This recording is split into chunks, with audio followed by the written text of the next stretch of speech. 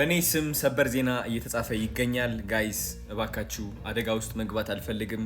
እባካችሁ እዩትና ተጠንቀቁ ከእንደዚህ አይነት ሰዎች። እውነቴን ነው የምላችሁ። እዚህ እንደምታዩት እንግዲህ ሰበር ዜና ብለው ጽፈው ታዋቂ ቲክቶከር አዶናይ በቁንጅና ብዛት ሊከሰስ መሆኑ ተረጋገጠ ይላሉ። አይሚን ቁንጅናው እንዳለ ሆኖ ግን መከሰሱ ምን አመጣው? መታሰር አልፈልግም ጋይስ። አይኖ ቆንጆ ነኝ፣ ግን በቁንጅናዬን መታሰር እውነት ፌር አይደለም። እውነት ነው የምላችሁ። እባካችሁ ፕሊዝ መከሰስ አልፈልግም፣ መታሰር አልፈልግም።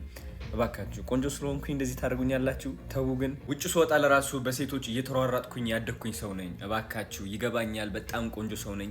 እንደኔ ሌላ አይታችሁ ላታውቁት ልትሆኑ ትችላላችሁ።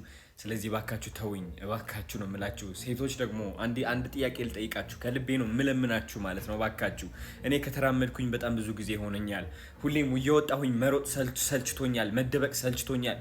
በነፃነት እንደ ኖርማል ሰው እንደ መልክ የሌለው ሰው መራመድ ፈልጋለሁ። እንዴ እውነቴን ነው የምላችሁ። እንደ መልክ የሌለው ሳይሆን በቃ ላይክ እንደ ኖርማል ሰው ገባችኋ? እኔ በቃ ላይክ እውነቴን ነው የምላችሁ። እንዴ ከባድ ነው። ሜቢ ላታውቁት ትችላላችሁ፣ ግን ከማይ ፖይንት ኦፍ ቪው ሳስረዳችሁ በጣም ከባድ ነው። ብዙዎቻችሁ ሜቢ በጣም ቆንጆ መሆን ትፈልጉ ይሆናል፣ ይገባኛል። ግን ጋይስ እናንተ ያልቀመሳችሁት ማለት ነው። ወደ ውጭ ስትወጡ በቀኝም በግራም ወታደር የሚመስሉ ሴቶች ሲያሯሩጣችሁ ነው። ልንገራችሁ እንዴ ምንም ማድረግ አልችልም። እኔ ሰልችቶኛል። ይኸው በሩጫ ምክንያት እግሬ እየከሳን ያለው ምን ላድርግ? እኔ እግሬ ጨረስኩኝ በቃ። እንዴ ከዚህ በላይ ፕሊዝ ጋይስ